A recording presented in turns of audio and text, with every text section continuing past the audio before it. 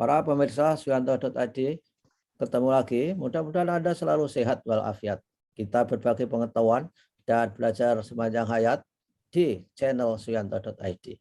Nah, kali ini yang akan berbagi pengetahuan dengan kita adalah Bapak Didik Suhardi PhD. Beliau adalah Deputi 5 Kemenko PMK dan beliau menangani revolusi mental, kebudayaan, dan prestasi olahraga.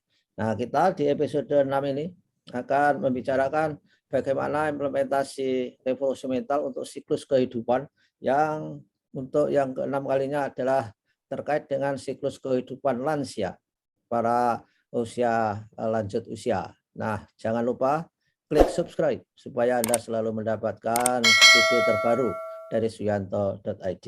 Dan kita sapa para tamu istimewa kita, Bapak Didik. Assalamualaikum warahmatullahi wabarakatuh, Pak Didik.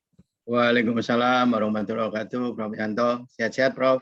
Alhamdulillah, Pak Didik. Dan insya Allah kita selalu sehat. Yang penting berdoa, berzikir, insya Allah sehat walafiat, dan ngobrol seperti ini. Ini adalah menuju sehat, Pak Didik. Nah, gimana Pak Didik? Ya, siklus berikutnya gimana Pak Didik? Tolong dijelaskan supaya netizen masyarakat mempunyai literasi mengenai revolusi mental yang sedang digerakkan oleh pemerintah. Pak Didik. Baik, Prof.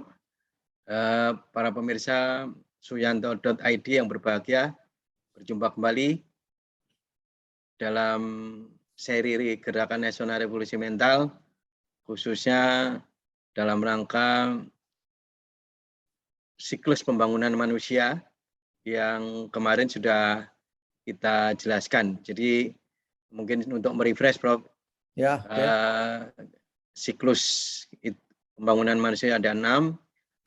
Yang pertama 1000 hari kehidupan, yang kemudian ke usia, yang kedua usia dini dan anak-anak, kemudian yang ketiga usia sekolah menengah, sekolah dasar dan sekolah menengah, yang keempat usia perguruan tinggi, kemudian yang kelima usia produktif. Ini saya kira itu yang paling menentukan, dan yang terakhir sekarang adalah usia lansia. Ya. Seperti diketahui bahwa ketika usia lansia memang boleh dikatakan ya produktivitasnya mulai menurun. Ya, betul. Produktivitas menurun karena memang usianya sudah bahwa usia lansia adalah usia di atas 65 tahun. Sehingga sangat wajar kalau itu ini definisinya begitu, Prof. Ya, berarti kan tidak semua yang usia di atas 65 tahun itu tidak produktif lagi. Ya, tapi yang jelas memang saya jadi target programnya Pak Didik ini, karena sudah 69 tahun Pak Didik. Jadi ini adalah menurut definisinya bahwa usia lansia itu di atas 65 tahun dan memang secara produktivitas memang sudah mulai menurun.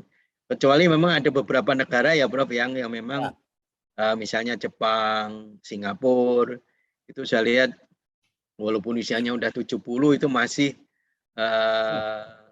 bekerja ya. Entah itu karena ingin kesibukan, entah itu karena memang dia butuh pemasukan, tapi yang jelas itu pengaruh dari aging society saya kira yang sedang melanda negara mereka. Nah, ya betul Pak Didik. Kalau di Singapura Airport itu banyak orang-orang tua itu bekerja di toilet-toilet itu Pak Didik. Betul. Di toilet, bawa itu yang troli. Itu saya lihat, saya juga kadang-kadang nggak tega juga. Tapi alhamdulillah, makanya ya kalau di Indonesia ini saya kira sudah nggak banyak ya yang, kecuali yang memang yang well educated karena pengetahuannya ya seperti Prof. Yanto lah, itu masih sangat dibutuhkan oleh negara dalam membangun SDM di Indonesia. Jadi di usia lansia ini memang tentu ada hal-hal penting yang saya kira perlu diperhatikan, bahwa ketika di usia produktif ini, tentu usia produktif ini kan orang-orang yang juga sebagian punya orang tua yang sudah usia lansia kan gitu ya, Bro ya. Ya, ya. Nah, tentu ketika usia produktifnya ini baik, kemudian juga produktivitasnya naik, kemudian dia juga bisa apa menghasilkan sesuatu yang baik, maka tingkat ekonominya tentu akan tingkat kehidupannya akan baik. Nah, kalau tingkat kehidupannya baik, maka para lansia ini juga akan terurus dengan baik. Nah, Ya. dari sisi itu ya akan terurus dengan baik. Jadi oleh karena itu siklus pembangunan manusia ini memang sangat penting untuk kita sukseskan agar para lansia kita ini memang pada usia senjanya itu betul-betul bisa terurus dengan baik. Nah, ini saya kira yang penting yang pesan yang kita sampaikan bahwa jangan sampai usia lansia ini kemudian tidak terurus karena usia produktifnya ini tidak tidak kinerjanya tidak baik. Nah, ini yang harus kita lakukan sehingga gerakan nasional dalam sistem pendidikan ini memang kerjanya menurut saya harus betul-betul ekstra keras karena memang ini sangat menentukan ya bagaimana penanaman nilai-nilai yang sejak usia dini sampai dengan perguruan tinggi kemudian diharapkan nanti masuk ke dunia kerja dan dia bisa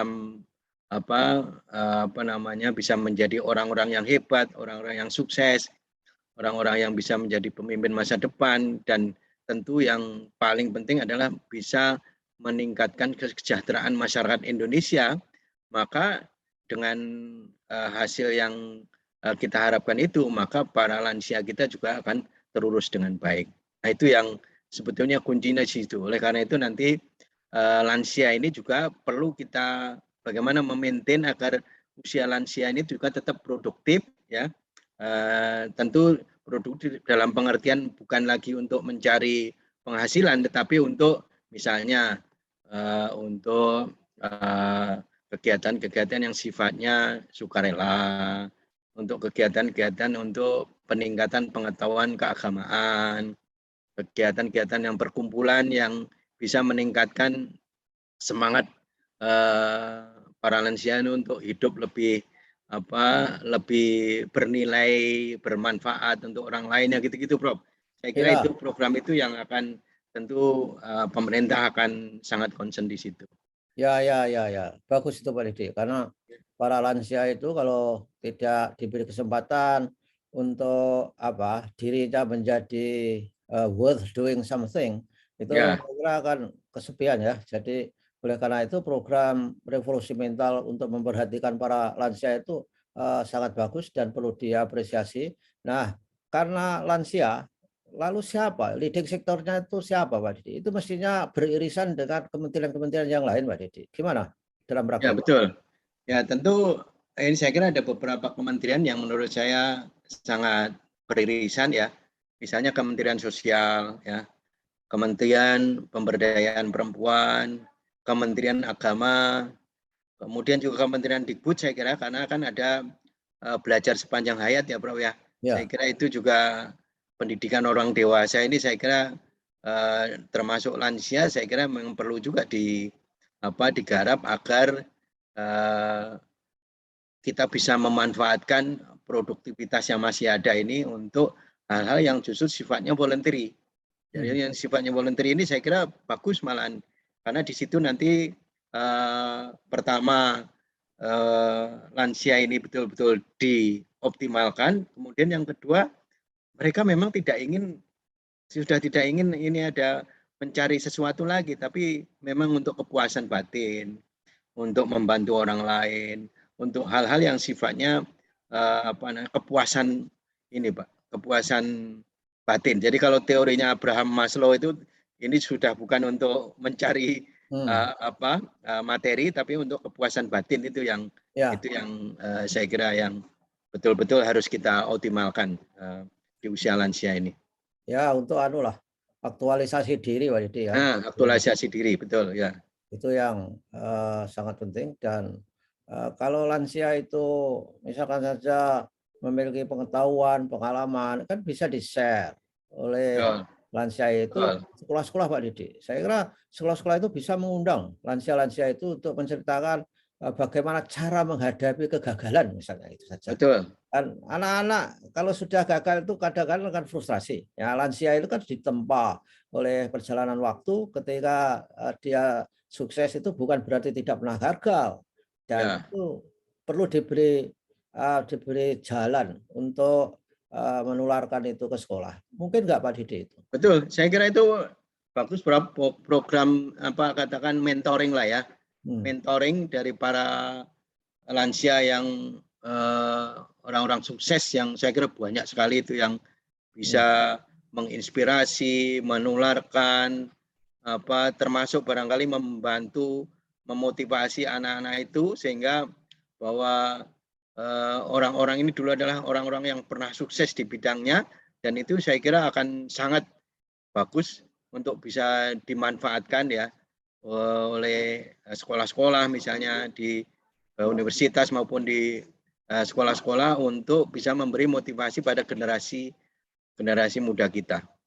Ya, ya. Dan dulu ketika saya jadi rektor, itu ada Pak Didi segerombolan orang lansia dari Amerika itu memang diterjunkan ke Ya, dunia yang sedang berkembang, yang membutuhkan pengalaman-pengalaman itu. Dan itu luar biasa. Dan di negara kita tuh saya kira lansia yang masih punya potensi itu adalah banyak sekali Pak Didi. Dan itu tinggal kliknya saja supaya betul.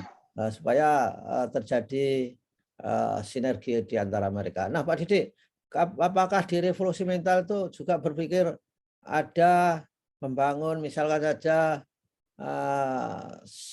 infrastruktur atau apa tempat-tempat di mana lansia bisa berkumpul, bisa tempat tinggal di situ, sehingga Iya, pengalamannya itu hampir sama. Karena sekarang ini kan dunia yang sangat digital, anak-anaknya juga jauh. Kan lansia itu ciri khasnya disuruh tinggal di rumah anaknya itu kadang-kadang nggak perasan, Pak. nggak mau. Ya, Betul. gimana? Ya, saya kira memang itu betul, Prof. Itu juga Kementerian Sosial saya kira juga melakukan itu ya. Oleh karena itu ada pembangunan infrastruktur untuk lansia dan juga rehabilitasi ya termasuk ada juga lansia yang mungkin secara kesehatannya kurang optimal itu juga ada. Jadi semangatnya memang agar lansia ini tidak menjadi beban gitu ya, tetapi betul-betul kita optimalkan sehingga mereka harus tetap dimanfaatkan atau dioptimalkan kemampuannya sehingga mereka harus punya aktivitas, mereka harus bisa bisa merasa dibutuhkan. Nah, itu oleh karena itu ini tentu bagi generasi muda pun ini juga harus bisa mengelola ini dengan baik. Jangan sampai para lansia ini atau orang tuanya lah begitu ya. Jangan sampai merasa tidak ada gunanya lagi, malah menjadi beban. Nah, ini saya kira tugas para putra putrinya untuk bisa agar orang-orang tua kita ini kita perankan bahwa mereka masih sangat dibutuhkan anak-anak mereka untuk misalnya untuk memberi motivasi, kemudian juga berperan dalam dalam membantu